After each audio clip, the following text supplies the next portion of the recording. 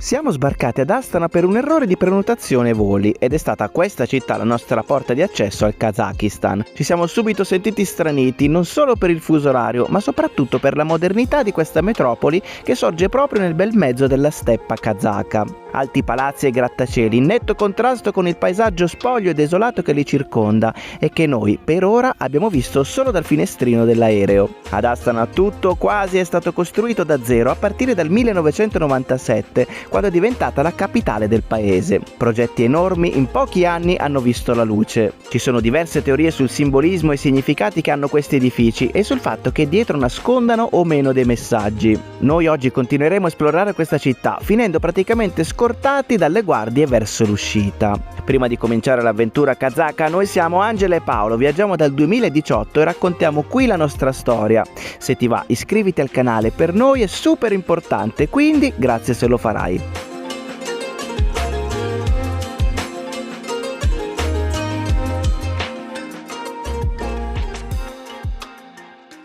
E torniamo alle buone vecchie care abitudini.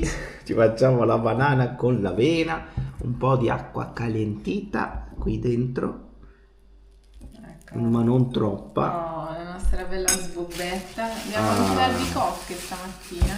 Albicocche, ragazzi, sono di stagione, sono anche in Kazakistan, molto bene, molto ci sono bene. dappertutto, sono molto buone, devo dire, quindi ci aggiungiamo 2 albicocchine anche. E buongiorno! Nel frattempo abbiamo chiuso quasi tutto qui nella stanza perché oggi lasciamo Astana e quindi stiamo rifacendo gli zaini, sistemandoli per la prima volta dopo il volo e devo dire che siamo super fieri di come sono venuti questa volta gli zaini perché sono leggerissimi, quindi o abbiamo dimenticato un sacco di roba oppure abbiamo capito bene come farli stavolta. Dopo il Sud America devo dire che abbiamo sistemato un po' di cose, soprattutto la parte diciamo invernale, perché in Sud America avevamo portato 2 felpe grosse, 2 felpe leggere, Sì. 2 felpe interne, sì, quelle tipo termiche, e quindi siamo già a 3. Le giacche invernali, sì. No. Avevamo sbagliato qualcosa. Sì, perché non avevamo usato quasi niente. Stavolta abbiamo cambiato questa cosa. Abbiamo preso queste giacchette, così, sono primaverili ma non troppo, nel senso che sono comunque un po' più spesse, sì, spesse, diciamo. Non waterproof. Esatto. Non passa l'acqua, o speriamo che non passi. E poi insieme a questo abbiamo portato soltanto una felpa. Basta. Quindi tipo abbiamo alleggerito. A cipolla, maglietta, Esatto. felpa e questa giacca. Questa giacca. E poi ragazzi, con tutto questo spazio che è avanzato, abbiamo portato la tenda.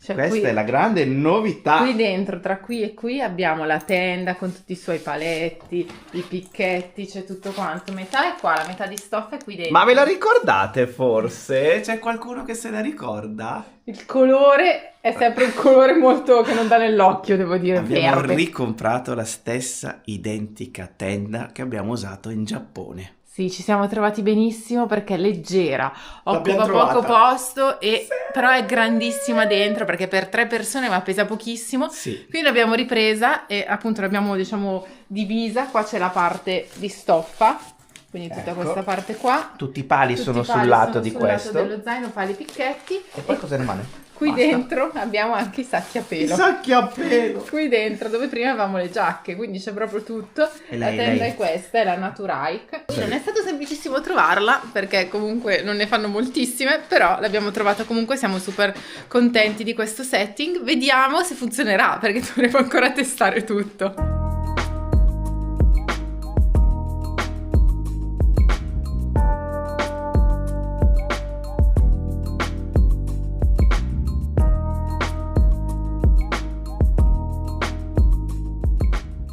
Stamattina ragazzi abbiamo deciso, saliamo là sopra. Adesso andiamo a prendere il biglietto e andiamo su, anche perché la giornata è ideale, c'è un freschetto perfetto a quest'ora, c'è la vista tutta attorno e quindi vale proprio la pena farlo oggi. Non c'è nessuno qua in coda oggi, quindi andiamo diretti.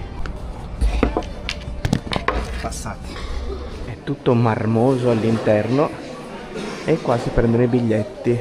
Il biglietto costa 2.500 a testa, che sono 4 euro e qualcosa per Sì. salire. Andiamo di qua. Addirittura tra i 90 posti più epici nel mondo Ecco, al quarto posto, e qua ci sono tutte queste immagini super fighe di Astana. Da questo lato poi si accede tutto doratissimo, perfetto, Hai visto pulitissimo. l'ascensore, le porte dell'ascensore, non c'è un'impronta, pensa a chi deve pulire queste Infatti porte. non ci deve essere una ditata, niente. Mi sa che c'è un massimo per accedere all'ascensore, perché si va con l'ascensore. Comunque il prezzo è 4 euro a testa, non 4 euro in 4 euro a tutto. persona, non è pochissimo, si sale a 97 metri, che è non l'altezza massima della torre, ma un pochino sotto, praticamente all'altezza di quella palla dorata. Si sale.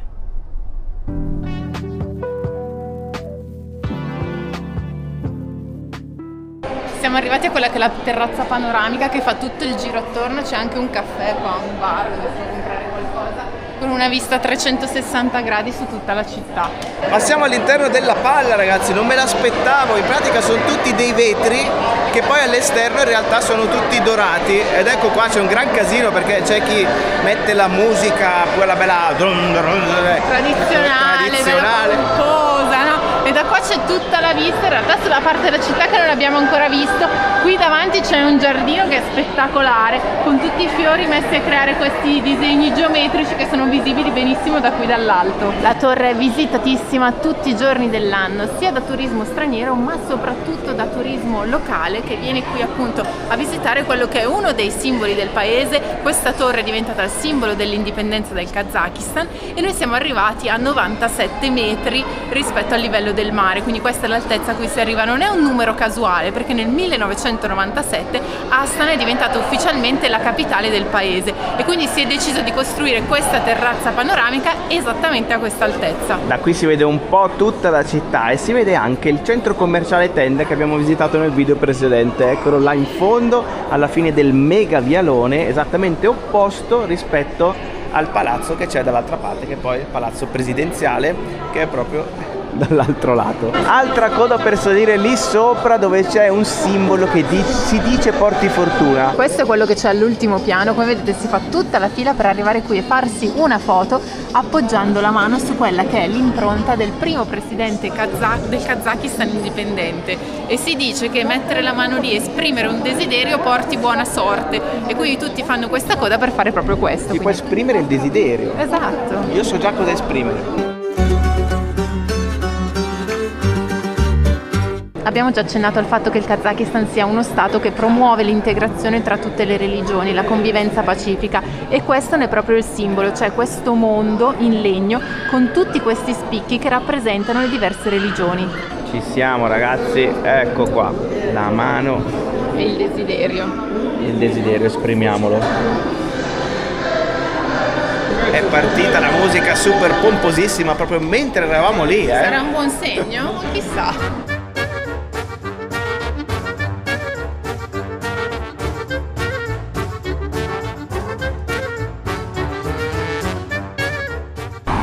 Come triste il semaforo quando è rosso. Poi però cambia subito faccia. Ci siamo catapultati adesso nel giardino che c'è proprio sotto la torre e adesso stiamo andando verso il palazzo, quello presidenziale, bello grande là in fondo con i mega antennoni. Le antenne devo dire piacciono molto, moltissimo. È stato bello il giro sulla torre, non sappiamo se effettivamente valga 4 euro di ingresso e siamo stati però fortunatissimi perché c'era poca gente rispetto a quella che avevamo visto nei giorni scorsi. Fotoricordo Astana, Kazakhstan.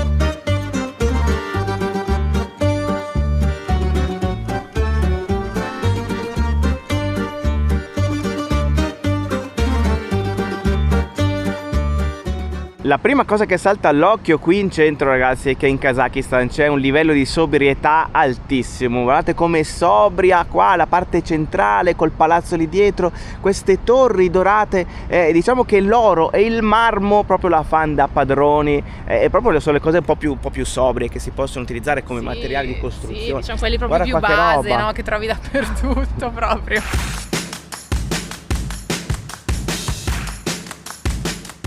Ci hanno dato l'ok a passare, qua ci sono i militari in pratica che chiudono l'accesso a queste scale dove adesso stiamo salendo, passiamo sul ponte, arriviamo dall'altra parte, ho detto possiamo passare per fare la foto al palazzo presidenziale.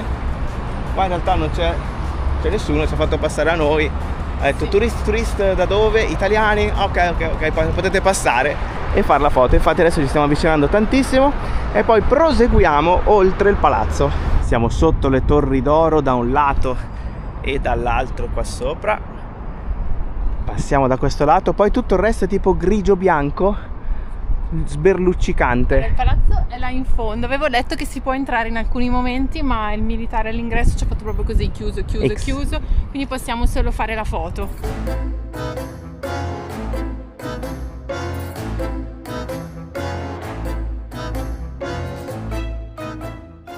Altro controllo militare e l'unica cosa che ci ha chiesto è "Where are you from?" Italy, Paolo Maldini. Esatto. Attenzione. È un po' angosciante perché in realtà ha il suo, come si chiama, il suo ricetrasmittente, qualcuno gli ha detto tourist e lui si avvicina e ci ha detto tourist, quindi sono tutti ci siamo collegati. sentiti un po' controllati, però ovviamente questo è il palazzo presidenziale, che non è la residenza del presidente ma è praticamente il suo ufficio, e quindi qua ci sono le principali riunioni, funzioni, anche l'incontro con i vari capi di Stato. Ma noi siamo tranquillissimi perché il nostro lascia passare è Paolo Maldini. Esatto. Tutto ok, basta che Tutto dici ok. Paolo Maldini e via, ti fanno passare.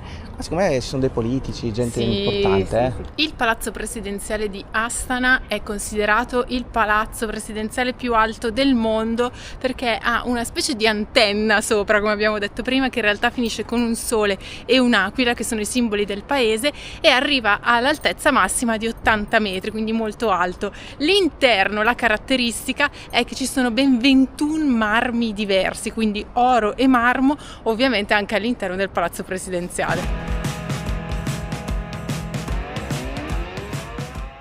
Che spazio enorme, ragazzi, cortili inimmaginabilmente grandi.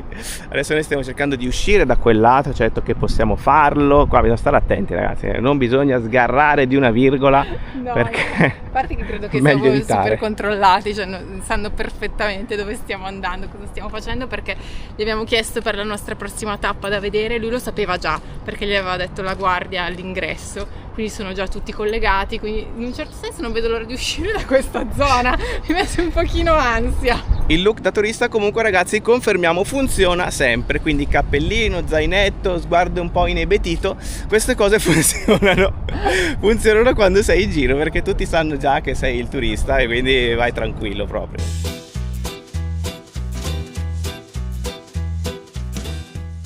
Guarda qua che bellezza! Chi siamo noi per non provare, non assaggiare almeno un dolcetto alla mensa del Ministero dell'Agricoltura in Kazakistan? Cioè, Ecco. voglio dire, facciamoci un teuccio. Ecco, qua ci siamo fatti il tè, lascialo ancora un po' che diventa bello Dici? scuro. È bello scuro sì, già, sì, bello lascialo un bel scuro. po'. E poi questo dolcetto, vediamo cosa c'è dentro. Speriamo che non sia la carne. Ti Spero che immagini, c'è lo zucchero a velo sopra, non dovrebbe, dai. Spero che ci sia la mela piuttosto. E infatti, Ministro, quante mele ci sono dentro? devo dire la verità, io ho provato a caso, non pensavo fosse così, però come vedete Costa €1 tutto questo, il tè col dolcetto. È buonissimo, vero? Vedi che qua al Ministero dell'Agricoltura sanno come si fanno gli strudel. E in più da qua c'è la vista proprio sul palazzo presidenziale, sulla cupolona là azzurra.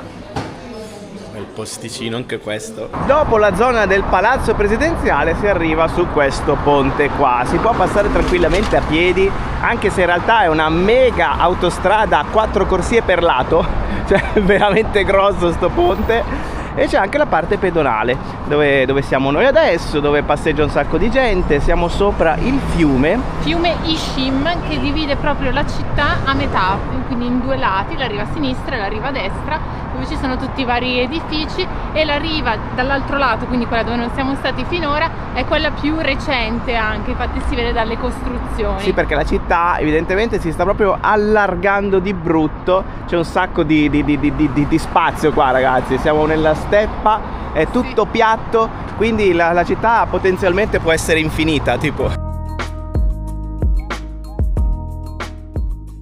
Ci sono tanti edifici, tante costruzioni, tanto cemento, ma devo dire anche tanto verde curatissimo, tipo il lungo fiume qua, sia da un lato che dall'altro, è tutto verde, tutti questi giardini con le piste pedonali e ciclabili dove si può appunto camminare per percorrere tutta la riva. Ma l'hai vista la piramide là in fondo. Va sotto il ponte, cosa c'è? Bellissimo, è pieno di campi da gioco, campi da basket, addirittura una palestra qua.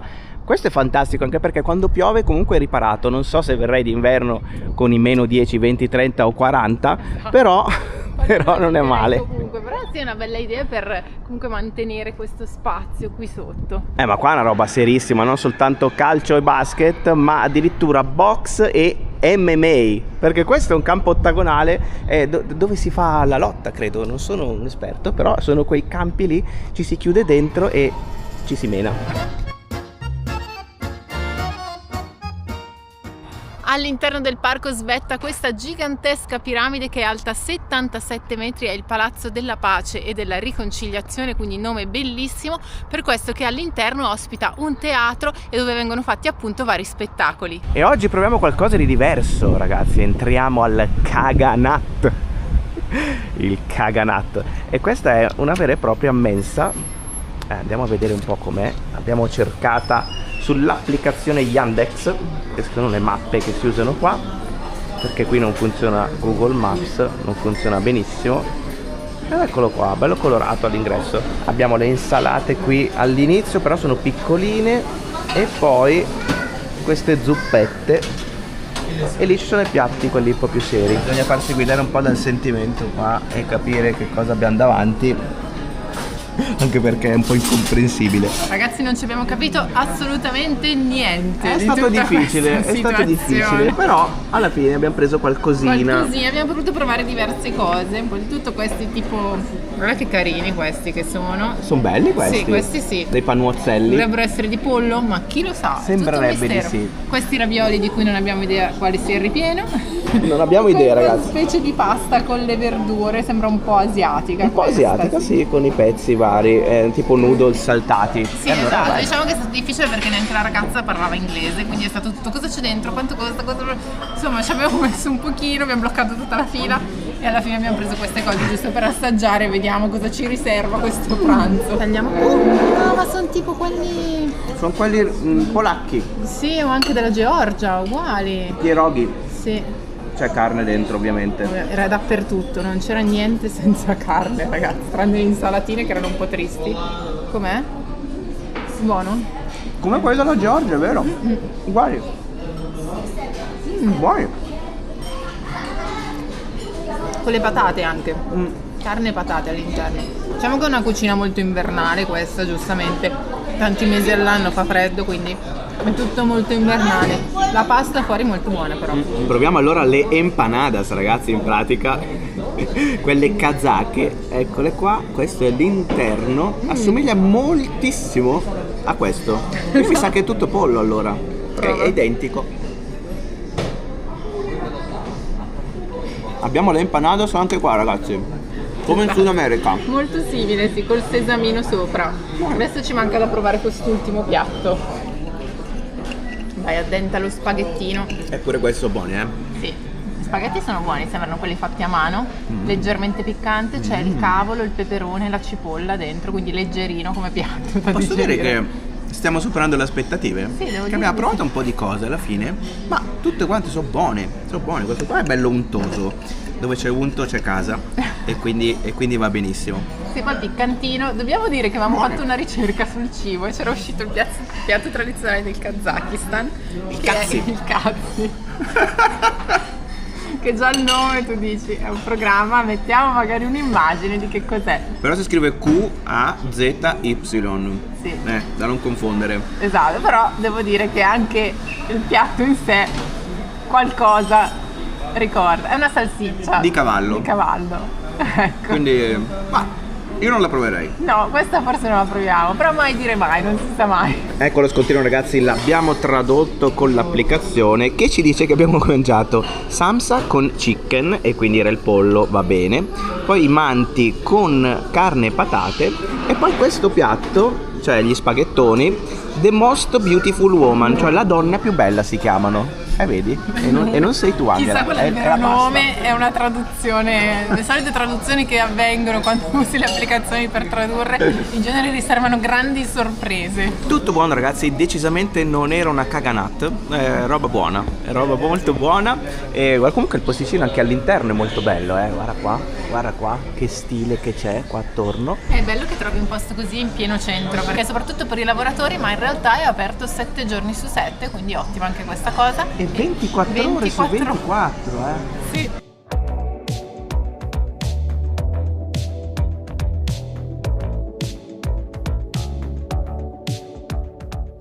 In questa zona ragazzi poi sorge la più grande moschea di tutta l'Asia centrale. L'hanno costruita in soli 3 anni ragazzi, che la Lecco Bergamo ancora non è neanche iniziata in pratica. E sono passati 30 anni.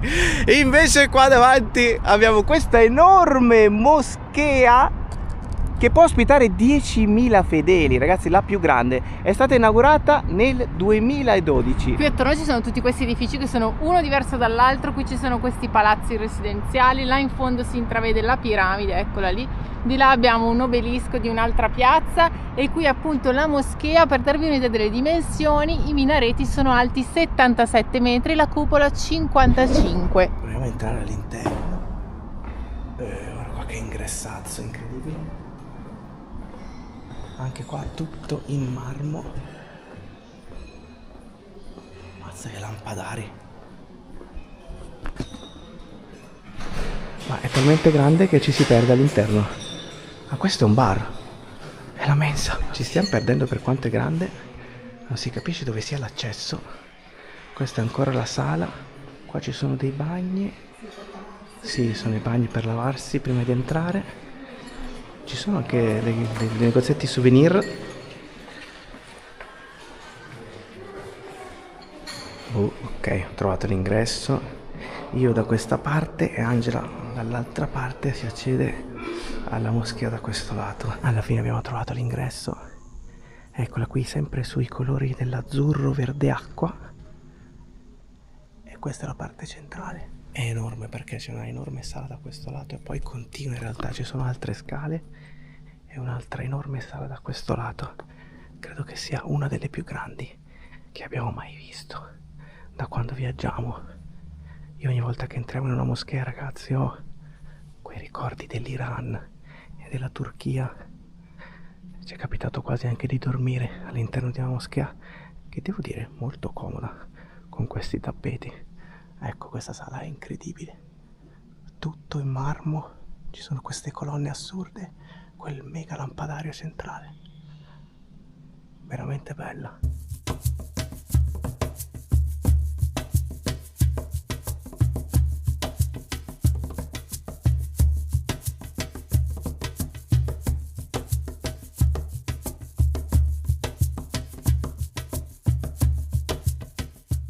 Questo invece è l'accesso per le donne, si sale al secondo piano con questo ascensore dorato.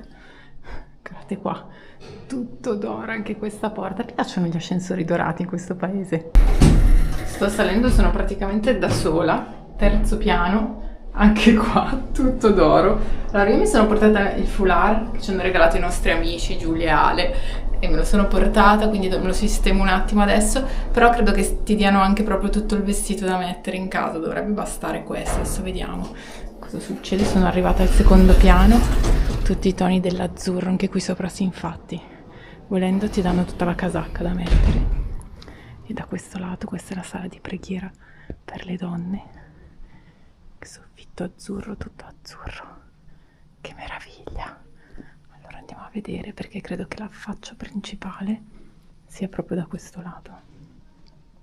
Infatti siamo nella parte alta della sala, là sotto è dove credo sia andato Paolo, che è la sala principale, quella per gli uomini. Là davanti c'è l'indicazione di dove si trova la Mecca, tutte queste colonne bianche e i soffitti azzurri tutti decorati. Che lampadari, ragazzi.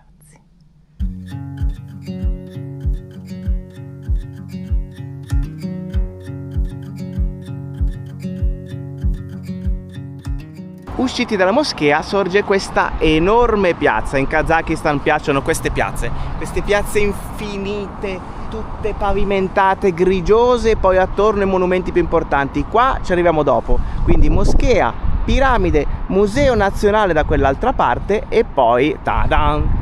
Questa enorme colonna, la colonna dell'indipendenza in mezzo a Piazza dell'Indipendenza. Esatto, là in alto c'è il simbolo un po' della libertà, no? Di questa indipendenza, che è questo uccello sacro. Ne abbiamo già parlato nei giorni scorsi, perché l'uovo che c'è sulla torre Bayterek sarebbe proprio l'uccello di questo uccello che ha deposto l'uovo là sopra, quindi simbolicamente qui è rappresentato questo uccello, e sotto invece sulla base ci sono tutti i momenti principali della storia dell'indipendenza del Kazakistan. Indipendenza che è molto sentita, talmente tanto che tutto ha un significato preciso, tipo questa colonna è alta 91 metri perché l'indipendenza del Kazakistan è avvenuta nel 1991.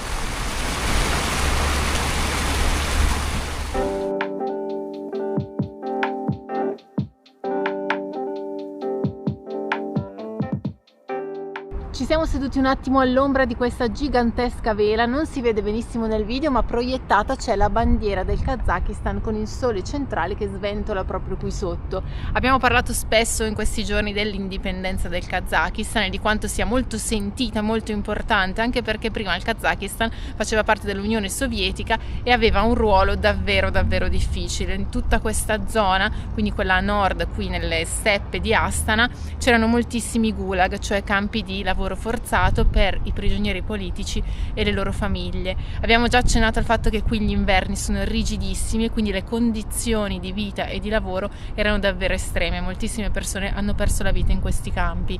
In più il Kazakistan era stato scelto per far parte di quella che era chiamata la campagna delle terre vergini. In pratica lo si voleva rendere il secondo produttore di grano per tutta, da distribuire poi in tutta l'Unione Sovietica, e quindi sono state mandate qui moltissime persone come manodopera sia dalla Russia che dalla Germania dell'Est, e questo spiega il fatto che ancora oggi appunto la popolazione kazaka abbia origini multietniche. Per tornare adesso, ragazzi, prendiamo l'autobus. Allora, abbiamo fatto una cosa strana prima, ci siamo fermati, abbiamo chiesto a due persone che passavano di ricaricarci la famosa applicazione Autobus che avevamo scaricato il primo giorno quando siamo arrivati, che era ancora a 0, e ce l'hanno ricaricata per fortuna, perché loro hanno l'applicazione giusta per ricaricare che si chiama Kaspi, che noi non possiamo fare purtroppo, e quindi loro ci hanno ricaricato questi 1000 e noi gli abbiamo dato 1000 in contanti. Questa cosa può funzionare, funziona, quindi adesso abbiamo nel credito dell'applicazione 1000 locali, tenghe. Quindi siamo alla fermata dell'autobus, aspettiamo il 21. La fermata è molto bella, perché tipo c'è la parte aperta da questo lato e poi la parte invece chiusa da questo per l'inverno. I bambini ci salutano.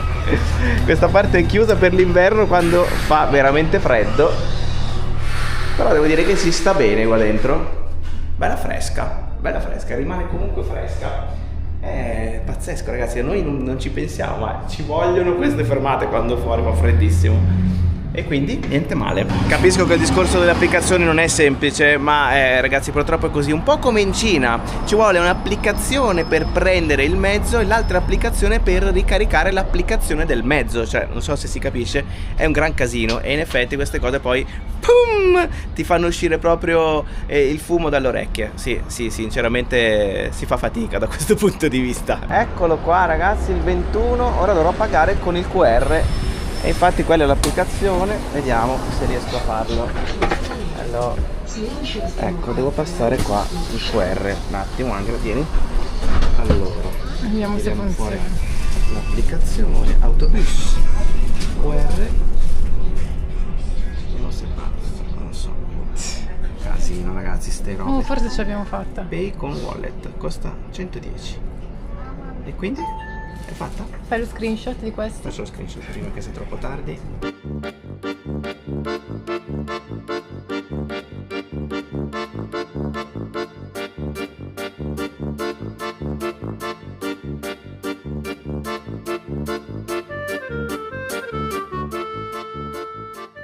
Siamo tornati all'ostello a prendere i nostri zaini, eccoli qua, tutti pronti, quello grosso è sotto e c'è questa sala con tutte queste banconote. Alcune sono davvero fighissime, vabbè, alcune le riconosciamo subito, tipo questa dell'India, che la vedi da lontano, i 5 euro, 5 dirham, qua degli Emirati Arabi, ma ce ne sono alcune che sono stranissime, tipo questa qui sotto, questa vabbè la Turchia, le lire turche, ce ne sono un sacco anche di qua, ci sono quelle dell'Iran, 1 e 2, tra l'altro credo che siano di 2 anni diversi, questa è quella cinese, ma è spettacolare sta cosa. Pronti a tutto ragazzi, abbiamo salutato la signora e chiudiamo anche il video perché noi ci vediamo al prossimo video. Noi adesso andiamo a fare l'esperienza più kazaka che si possa fare in assoluto, credo. Quindi ci vediamo nel prossimo video, se volete iscrivetevi al canale. Noi siamo sempre il lunedì, il mercoledì, venerdì alle 13 esatte in premiere, quindi ci vediamo anche in diretta nella chattina. E se volete anche su Patreon, yes, trovate il link qui sotto oppure direttamente nella descrizione del video. Quindi ragazzuoli, alla prossima. prossima. Alla prossima ragazzi! Ciao belli! Ciao!